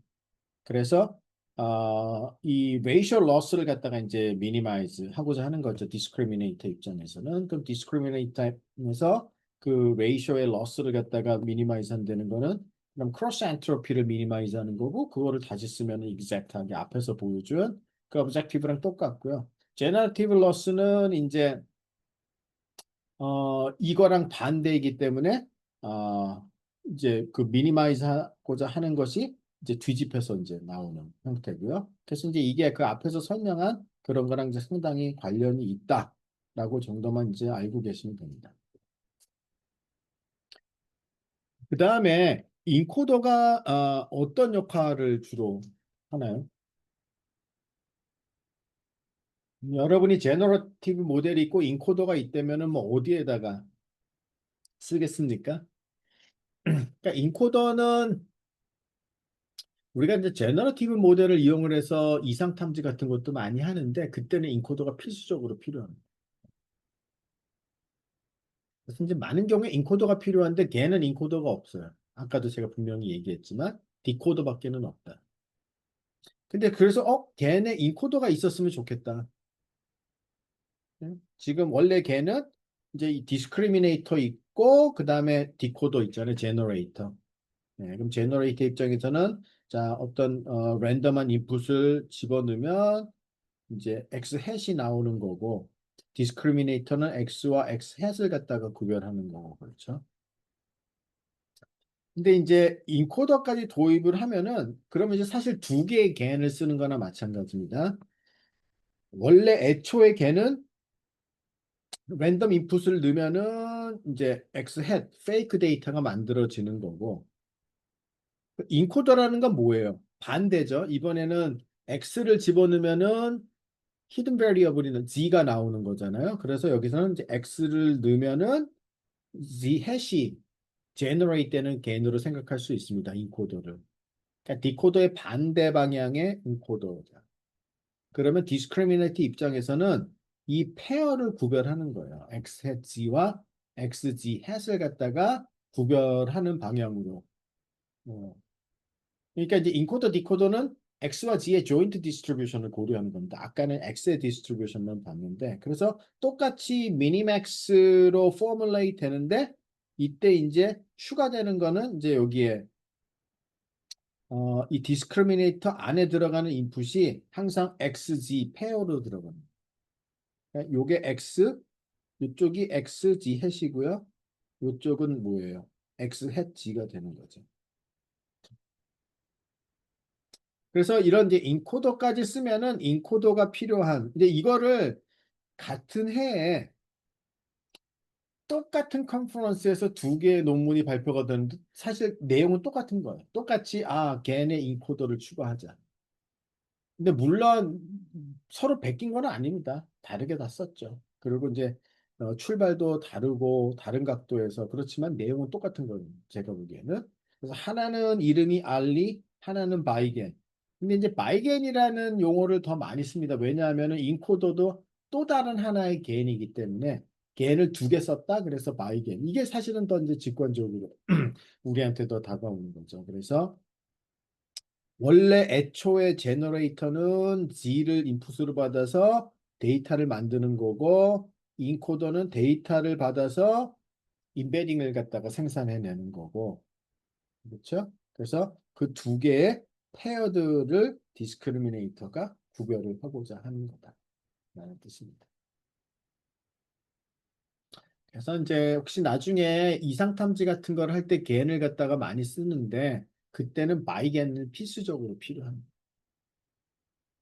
그리고 이제 또 하나 그 이 겐의 그 가장 크리티컬한 단점이 뭐냐 그러면은 그냥 오늘따라 딴 때보다 더 목도 아프네요.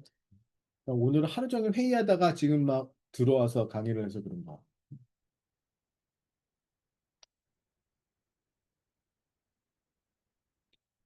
음.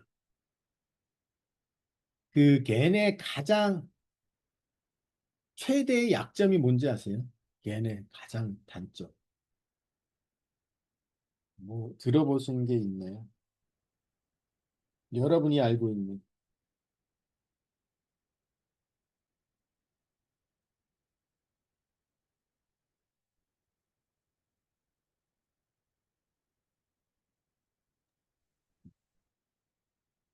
그 다들 뭐 겐을 조금씩 여기저기서도 많이 들어보기도 하셨을 것 같고 뭐 이게 워낙 이제 오래된 모델이다 보니까 혹시 겐의 치명적인 약점이 있습니다.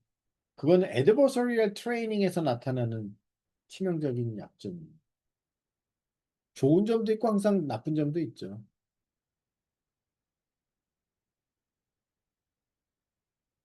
혹시 아는 분?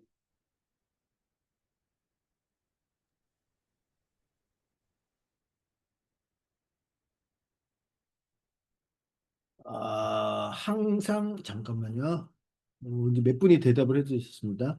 한지혜님의 대답은 항상 원하는 방향으로 평형에 도달하지 않는다.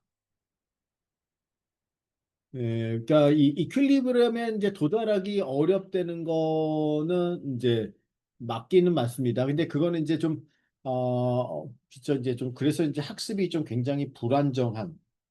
그거는 이제 제가 이미 한번 앞에서 계속 누누이 강조를 했고요. 그다음에 송영철님의 대답은 뭐 하여튼 그건 맞기는 맞습니다만 지금 이제 제가 얘기하고자 하는 치명적인 약점은 사실은 아닙니다. 송영철님의 대답은 양쪽이 균형이 안 맞으면 엉뚱한 학습에서 맴돌 것 같다. 엉뚱한 곳에서 그럴 수도 있습니다. 네, 그럴 수도 있고 잠깐만요. HH 아니라고 돼 있는 분인데 제가 성함은 정확하게 모르겠습니다. HH 안님의 대답은 생성된 결과가 랜덤한 점. 랜덤한 거는 맞죠. 예, 그렇지만은 그거는 이제 우리가 이제 추후에 뭐 컨디셔널 모델을 쓰고 하면 이제 조금씩 그거는 좀 완화가 되지 걘 자체의 약점은 아니에요. 걔네 가장 첫 번째 약점을 뽑으려면은 뭐냐 하면은 혹시 이런 말 들어보셨어요?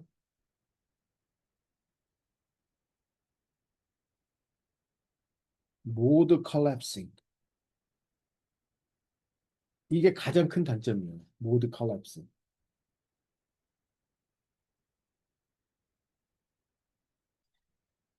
음, 이게 뭐냐 그러면은 지금 이 그림이 뭐 그런 거를 잘 설명하기도 하는데 심플한 경우에 제가 모드가 뭐라 그랬죠? 그러니까 그 어떤 디스트리뷰션에서 피크가 있는 로케이션들을 모드라고 했었죠. 그럼 이제 예를 들어 이제 이 첫 번째 그림을 보세요. 첫 번째 그림. 1번. 그럼 이제 이게 이 까만 점들이 모두에 해당이 되는 거예요. 그러니까 예를 들어 이제 2디멘전에서 많은 가우샨들이 있는데 그 각각 가우샨들의 센터에 해당이 된다고 생각하시면 돼요. 음. 그럼 이제 실제 데이터가 이러한 다양한 가우샨들에서부터 나왔어요. 그럼 가우샨 지금 몇 개냐 그러면 하나, 둘, 셋, 넷, 다섯, 25개인가요? 뭐죠? 중복되는 거는 빼야 되니까 20개 정도 되는. 그렇죠. 아니죠. 25개네요. 5개씩 5개 있습니다. 그럼 25개의 가우샨에서 이제 이 트레인 데이터들이 나왔는데, 그러면 이제 25개의 모두가 있습니다. 근데 이제 이 adversarial training의 그 어떤 비헤이비어를 보면은 뭐예요? 제너레이터는 목적이 디스크리미네이터를 속이는 거예요. 그러니까 걔 목적은 뭔가 트레이닝 데이터랑 정말 유사한 거를 만든다기보다는 일단 디스크리미네이터를 속이는 겁니다. 그러면 모드들이 많은데 어떠한 모드는 속이기가 쉽고 어떠한 모드는 속이기가 어려울 수도 있습니다. 그렇죠? 그러면은 제너레이터 입장에서는 어떻게 할까요? 그 속이기 어려운 모드에 있는 데이터를 제너레이트 할까요? 쉬운 쪽 놈을 제너레이트 할까요? 쉬운 쪽 놈을 제너레이트 하겠죠. 그래야 잘 속으니까. 그래서 몇 개의 모드는 그냥 누락시켜버립니다. 뭐 그렇더라도 상관은 없어요. 어차피 잘 속이니까. 그래서 이제 보시면 걔네 결과를 보시면 이게 이제 1, 2, 3, 4, 4번. 걔네 결과를 보시면 모두가 다 리컨스트럭트가 안 됩니다. 이렇게 이제 뭐 미싱 되는 게 있어요. 예. 그래서 이제 이런 걸 모두 컬랩싱이라고 이제 이게 가장 큰 단점입니다. 그래서 걔네 관련돼서 추후에 후속 연구의 대다수가 중요한 연구의 대다수는 모두 컬랩싱을 어떻게 완화시킬 수 있느냐 추가적인 방법을 통해서. 근데 이제 인코더를 두는 것만 해도 모드 컬랩싱이 조금은 완화된다는 게 이제 이 논문에서 보여준 겁니다. 이게 3번의 그림이 인코더까지 고려한 예를 들어 뭐 바이겐의 경우인데 근데 뭐 정확하게 이론적인 근거는 없어요. 왜 인코더를 두면은 이게 완화가 되는지 저는 이해는 안 됩니다만 그 논문에서는 그렇게 주장이 됐습니다. 근데 일단 모드 컬랩싱이라는 그 키워드는 여러분들이 알고 계시면 좋습니다.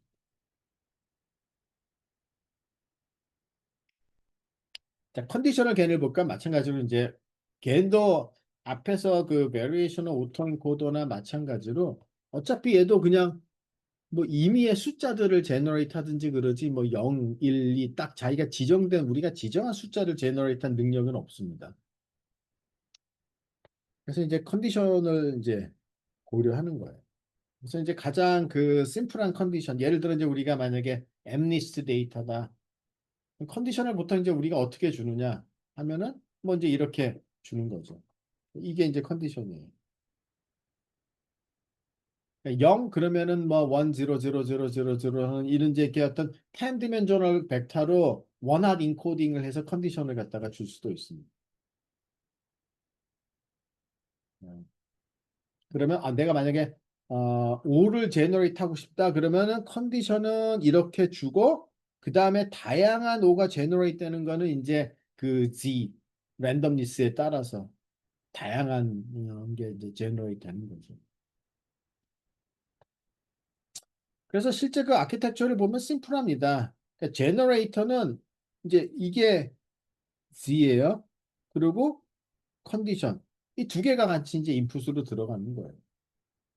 그러면 디스크리미네이터도 그 이 X와 그 다음에 컨디션 이 페어가 이제 들어가는 거죠. 그래서 얘가 그 true냐 fake냐를 갖다 이제 구별을 하는 거예요. 그래서 컨디션은 인코드 그러니까 이 제너레이터의 인풋, 디스크리미네이터 인풋 똑같이 들어간다. 그래서 이제 이 컨디셔널 겐이 이제 나오고서 이제 여러분들이 뭐 실습을 해봤다는 것, 이미지 투 이미지 트랜슬레이션들이 이제 가능해집니다. 그러니까 예를 들어서 만약에 이러한 스케치 인풋을 넣으면은 렌더링된 이런 사진이 이렇게 이제 그림이 나옵니다. 그럼 이제 이런 거를 하려 그러면 컨디셔널 겐을 이제 우리가 어떤 식으로 활용을 할 수 있느냐. 아니면 뭐 흑백 사진을 넣으면은 컬러 사진으로 변화를 해준다든지. 그렇죠? 아니면 뭐 낮에 찍은 사진을 인풋으로 주고서 밤에 찍은 사진으로 변화를 해준다는 거지. 이게 다 컨디셔널 겐을 이용을 하는 건데, 그럼 이제 이렇게 합니다. 그러면 제너레이터는 어 제너레이터에는 이제 이 인풋이 이게 들어가는 거예요. 스케치가 인풋으로 들어가고 그 다음에 이 트루 이미지가 이제 제너레이터의 아웃풋이 되는 거죠. 음. 그러니까 이제 이게 컨디션이에요. 당연히 이제 여기에 뭐 랜덤리스도 추가로 같이 들어가긴 합니다. 그 다음에 디스크리미네이터 입장에서는 그래 그러면은 자 컨디션이 이건데 지금 이거는 리얼이냐 페이크냐를 갖다 구별을 합니다.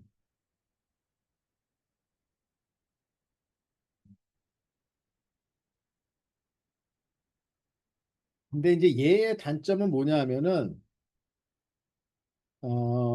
그래서 이제 뭐 사실 그냥 컨디셔널 게임도 마찬가지로 똑같이 objective function은 이제 사실 거의 똑같은데 이제 거의 추가적으로 gain loss는 똑같고요. gain loss는 똑같고 추가적으로 이제 x하고 그 다음에 이제 generate 되는 g of zy 예 이제 차를 또 좀 추가적으로 미니마이즈를 에런 로스 관점에서 또 합니다. 요거 뭐 추가가 되는데 아 이거의 단점이 뭐냐 그러면은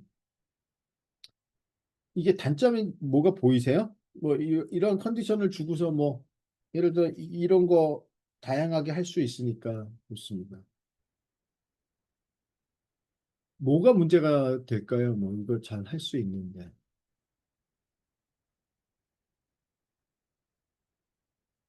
가장 문제가 되는 거는 뭐냐 그러면은 만약에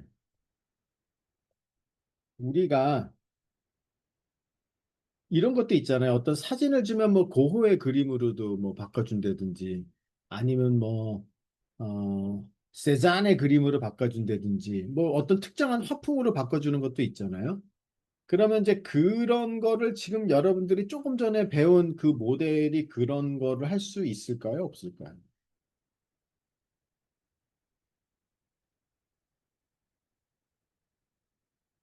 일단 못합니다. 그 이유는 이렇습니다. 지금 배운 그 방법은 학습 데이터가 이렇게 구성이 돼야 돼요. 만약에 내가 스케치를 포토로 바꿔준다면 지금 스케치 그리고 그거에 해당되는 사진 또 스케치 그거에 해당되는 사진 스케치 그거에 해당되는 사진 정확하게 이렇게 페어링이 된 그 데이터를 사용을 해야 됩니다.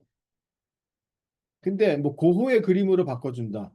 그러면 이게 이제 어떤 사진이에요? 이거를 고호가 그린 적이 있나요? 없죠. 그러니까 페어링이 안 되는 거예요. 이거를 고가 그린 그림이 있다면은 모를까. 근데 그거는 거의 불가능합니다. 그래서 그러면 지금 방법은 페어가 되는 경우는 이제 좀 전에 그냥 심플한 컨디셔널 개인을 쓰면 되고요. 이제 unpaired 된 데이터에 대해서 우리가 그럼 트랜슬레이션은 어떻게? 근데 뭐 그것도 되게 간단해요. 그래서 unpaired image to image translation이라는 게 이제 그거예요. 말 사진을 넣으면 얼룩말로 나오는 게. 왜냐 그러면은 똑같은 말인데 얼룩이 없었을 때하고 얼룩이 있었을 때하고 있는 말이 어디 있어요? 그렇죠? 얼룩말이면 얼룩말 아니면 아닌 거죠. 네? 그러니까 전혀 페어링이 안 되죠. 그래서 이제 이게 이제 사실은 더 다양한 이미지 트랜슬레이션이 되는데 그렇다면 이제 우리가 모델을 다시 어떻게 학습을 해야 되느냐? 많이 쉽습니다. 별거 아니에요. 자, 어떻게 하느냐 그러면은 일단 제너레이터를 두 개 둡니다. 네, 그래서 예를 들어 또 우리가 만약에 x, y 두 개, 근데 이제 x가 만약에 사진이고 이게 고호 그림이라고 하겠습니다. 자, 그럼 사진을 인풋으로 줘서 고호 그림을 갖다가 제너레이트하는 제너레이터를 우리가 이제 G라고 하고요. 반대로 고호 그림을 사진으로 만들어주는 제너레이터를 F라고 하겠습니다. 자, 그러면 우리가 일단 어떤 사진을 줍니다. 사진을 주면 걔가 이제 어떤 고호 그림을 갖다 G가 만들어 주겠죠. 그 만들어진 그림을 다시 F를 타고서 돌아올 거예요. 그러면 퍼펙트 하면은 정확하게 원래 자리로 돌아와야 되지만 약간의 이제 갭이 생기는 거죠. 그러니까 이 그림이에요. 자, 사진에서 고 그림으로 갔다가 아이고, 안 되네. 사진에서, 사진에서 여기죠. 사진에서 고호 그림으로 갔다가 고 그림에서 다시 사진으로 돌아오면 요만큼의 갭이 생기는 거죠. 이거를 갖다 이제 우리가 cycle consistency loss라고 합니다. 네. 또는 뭐 원래 고 그림으로부터 출발해서 사진으로 갔다가 사진에서 고 그림으로 돌아와도 똑같이 러스가 생깁니다. 그래서 걘 두 개의 그 러스, 그 다음에 각각 겐에 해당되는 디스크리미네이터의 러스, 그리고 사이클 컨시스턴시 러스, 이 모든 것들을 합쳐서 학습을 하게 되면 가능해져요. 그래서 애드버서리얼 러스라는 거는 원래 애초에 그겐 러스죠. 미니맥스. 그 다음에 사이클 컨시스턴시 러스라는 거는 X가 G를 타고 갔다가 F를 타고 돌아와서 X랑 얼마나 차이가 나느냐. Y가 F를 타고 갔다가 G를 타고 와서 Y랑 얼마나 차이가 나느냐. 이거를 그냥 합쳐서 네. 사이클 컨시스턴시 러스하고 애드버서리얼 러스 각각. 근데 이제 개인이 두 개니까 두 개의 애드버서리얼 러스가 나오고요.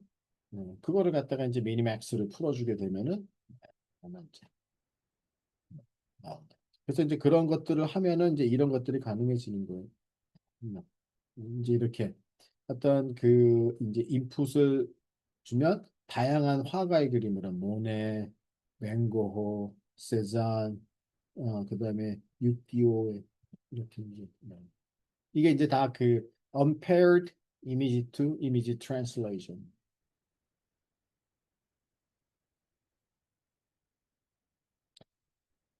인포계는 이거는 좀 더 어려운 내용이라서 이거는 지금 그다지 이거는 지금 뭐 아직 너무 힘듭니다. 이 디테일한 내용은.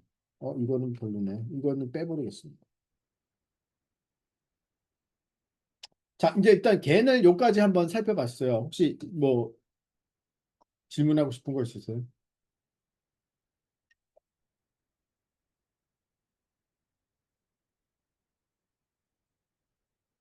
이제 막 인포계는 막 이제 인포메이션 티어리에 좀 관련된 내용도 조금 알아야 되고 그래서 그걸 뭐 당장 지금 그거 뭐 지금 여러분들이 거기까지 뭐 이해하느라고 애쓸 필요도 없을 것 같아요. 그래서 일단은 슬라이드는 있지만은 이거는 제가 강의는 하지 않습니다. 대신에 이제 조금 더 디퓨전 모델을 더 많이 강의는 할 겁니다. 그래서 오늘 배운 거에서 아직 시간이 조금 남아서 여러분들이 뭐 그 질문하고 싶은 게 있으면은 뭐 편하게 질문해 주세요. 그렇다고 해서 또 지금 디퓨전 모델도 또 진도를 나가기는 조금 애매한 것 같고. 네, 교수님 질문 드려도 네, 될까요? 네네 해주세요. 그 아까 아 저기 뭐 몇 평형을 이룬 말씀이세요? 쪽 겐에서 평형을 이룬 쪽으로 네, 수습이 돼야 된다고 하셨는데요. 네. 근데 이제 최소 최대로 극단으로 치달아서 거기서부터 채워가는 평형인지 언뜻 생각하기에는 그냥 평형점에서 최대한 만나려고 먼저 노력할 것 같은데 최소 최대로 그냥 극단적으로 벌어져서 그때부터 채워나가서 평형을 맞추는 건가요? 그 그레디언트로요? 네. 그러면 뭐 맥스나 민이나 어차피 다 그 그레디언트가 이제 0이 되는 어, 점 아니에요? 맥스도 그렇고 민도 그렇고. 음. 네. 그러면 사실 이제 컨플릭트가 되는 파트는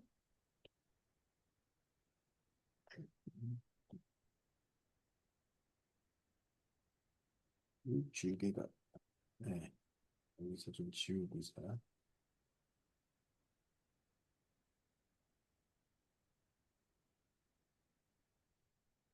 그러면 저기 그 디스크리미네이터 입장에서는 사실 뭐 얘만 맥스마이제이션 하는 게 아니라 이제 얘도 맥스마이제이션을 하는 거죠. 근데 얘는 사실은 그 제너레이터하고는 디카플드 돼 있죠. 상관이 없어요. 음. 얘만 제너레이터랑 디카플링이 돼 있는, 카플링이 돼 있는 거예요. 네. 그래서 요 텀이 얘랑 이제 뭔가 얽혀 있기 때문에 이제 조금 이 그레디언트가 혼동스러워서 언스테이블한 거고 얘는 사실은 뭐 문제는 없어요. 네. 그래서 뭐 어떻게 됐건 간에 얘네들이 이제 그 그레디언트들의 변화가 점점점 그냥 없어지는 쪽으로 가게 됩니다. 근데 애초에 이 가장 나이브한 방법은 저는 상당히 언스테이블하다고 봅니다. 그래서 그게 저는 컨버지 하는 것도 저는 솔직히 잘 이해가 되지는 않습니다, 개인적으로. 그래서 그 이후에 굉장히 다양한 방법들이 나옵니다. 그런 문제점이 있기 때문에. 근데 제가 아마 이 강의 자료에서는 그냥 아주 가장 처음에 나왔던 방법만 보여드리고 이제 그 이후에 조금 더 낮은 방법들도 있는데 이제 그런 것들은 지금 거의 강의 자료에 포함이 되지 않은데 저도 솔직히 왜 컨버지를 하는지는 저도 이론적으로 잘 이해가 되지는 않습니다. 언뜻 생각하기에 저기 최대 최소치의 중간값부터 시작해서 양쪽을 서로 경쟁시키는 게 나을 것 같은데 속도 면에서 빠르게 하기 위해서 근데 정확하게 그 중간값이 어딘지도 우리가 모르죠. 맥스와 미니를 한 번씩 찍은 다음에 그거의 절반을 찍고 거기서부터 양쪽을 시작시키는 게 나을 것 같아요. 아니 왜냐면은 이제 그게 다 뭐 맥스민이라는 게 우리가 모르니까 이제 그거를 찾아가려는 건데 이 이니셜을 뭐 좋은 거를 줄 수 있으면은 되겠지만 저는 그래서 뭐 개인적으로 걔는 그렇게 좋아하지는 않습니다. 음. 저도 그래서 이게 왜 어떻게 왜 컨버지를 해갖고 원하는 솔루션이 나오는지는 저도 잘 이해가 되지는 않습니다. 음. 근데 그냥 사람들이 돌려보고서 뭐 한 10번 중에 한 세네 번 조금 그럴싸하게 나오니까 이제 그냥 뭐 잘 된다고 하는데 그래서 굉장히 많은 이 테크닉들이 조금 조금씩 또 막 쓰입니다. 예. 근데 그게 너무 많아서 뭐가 제일 좋은지도 애매모호하고 이쪽으로 그래서 이제 너무 많은 조그만한 논문들이 그 이후에 발표가 되는데요. 그래서 심지어 우스갯소리로 A겐 있고 B겐 있고 C겐 있고 D겐 있고 E겐 있고 G겐까지 나와서 또 그것도 모자라서 AB겐, BC겐, CD겐 막 이런다 뭐 ABC겐 하여튼 그런 정도로 그 겐 앞에 뭔가 이렇게 많은 이름들이 붙어서 하여튼 그 정도로 뭐 사람들의 관심은 많았죠. 저도 다시 한번 좀 찾아보겠습니다. 이게 진짜로 어떻게 컨버지를 하고 컨버지 한다는 게 정확하게 어떤 의미인지. 참 요새는 제미나이가 있으니까 제미나이한테 한번 물어봐야겠네요. 제미나이는 어떻게 생각하는지. 그런 거는 제미나이가 대답을 잘해주는 것 같아서 저도 한번 찾아보겠습니다. 교수님 그 네, 이상탐지 부분에서 바이겐을 많이 사용한다고 하셨잖아요. 네. 그 이상탐지의 어느 부분에서 바이겐이 많이 이렇게 사용되는 예가 있을까요? 그러니까 이상 탐지 혹시 뭐 이렇게 좀 많이 쓰이는 방법 아는 거 있으세요? 이상 탐지. 뭐, 그, 품질 검사? 아니 이제 그거는 이제 이상 탐지가 적용되는 네, 예고 이상 탐지에 네네. 쓰는 모델이나 방법들. 전 잘 모르겠습니다. 근데 제일 많이 쓰는 방법 중에 하나가 오토 인코더를 쓰는 겁니다. 네네. 왜냐하면 보통 많은 경우에 이상 탐지는 이상 데이터는 아주 극소수죠. 정상 데이터만 거의 대부분이니까 아예 모델 학습을 정상 데이터만 가지고 해요. 그러니까 이제 처음에 생각할 때는 정상, 비정상 이렇게 있으니까 그냥 바이너리 클래시파이어 학습하면 되지 않느냐.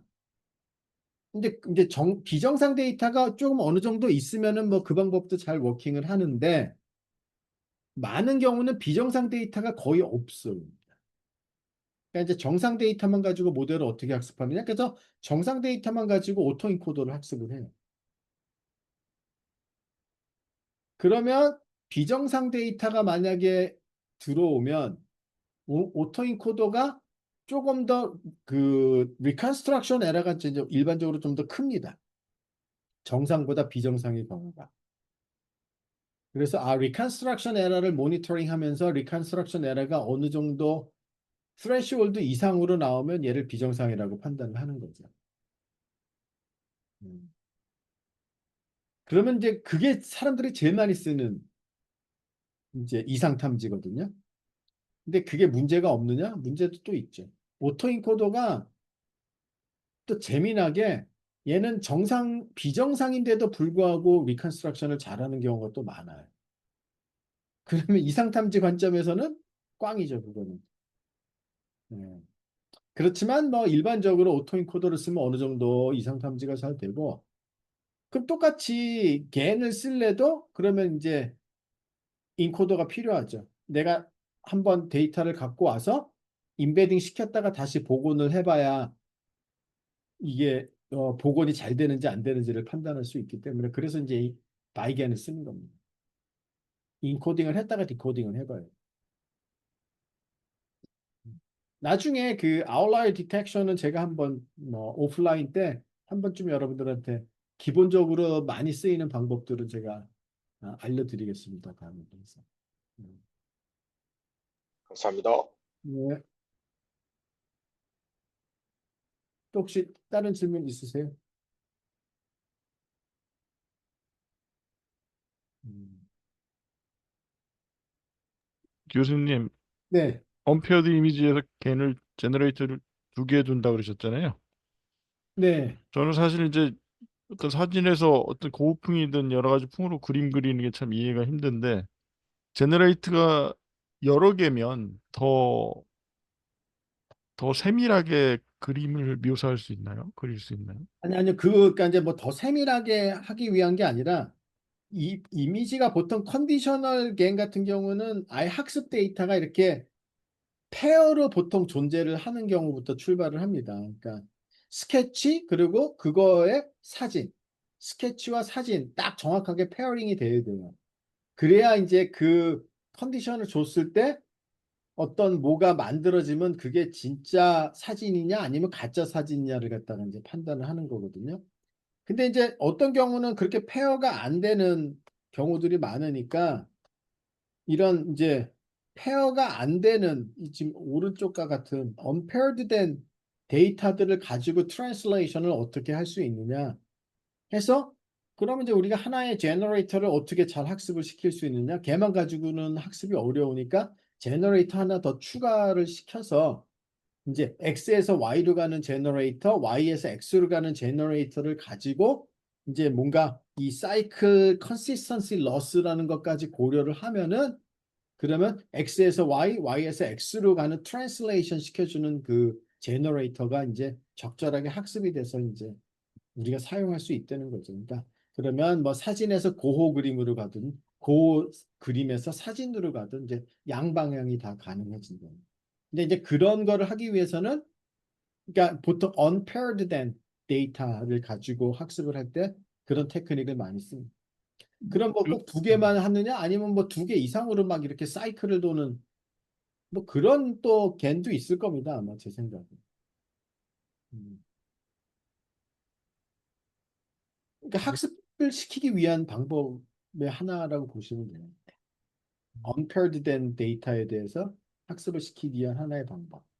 근데 로스 차이를 줄여나가는 것 같은데 거기에 화풍까지 들어간다는 게 좀 이해가 안 가세요. 아니야. 그러니까 뭐 화풍이라는 거는 그냥 예를 들어 뭐 y가 화풍이고 x가 뭐 사진이고 뭐 그런 거죠. 네. 아, 음, 그러면 이제 뭐 이거는 그러니까 예를 들어 만약에 내가 사진과 그 다음에 고호 그림으로 학습을 하면 이제 고호 그림으로 변환되는 거고요. 사진과 또 다른 사람의 그림, 뭐 예를 들어 뭐 세잔의 그림들을 가지고 또 학습을 시키면 이제 세잔의 그림으로 바뀌는 거고, 그렇지 이 하나의 모델이 그냥 고호의 그림도 만들었다가 세잔의 그림도 만들었다, 아직 그 단계는 아닙니다. 이 모델은.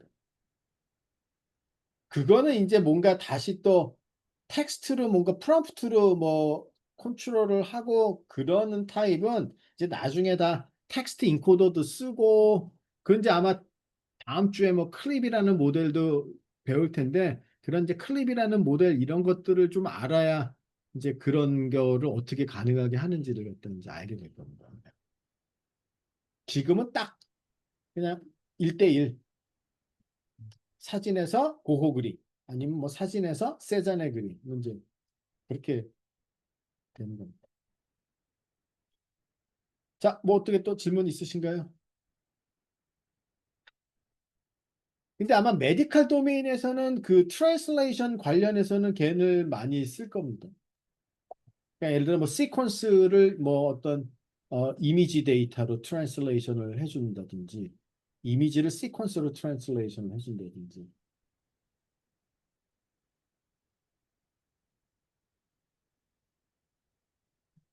자, 뭐 이제 더 이상 추가 질문이 없으면 오늘 강의는 여기까지 하도록 하겠습니다. 네, 수고하셨습니다.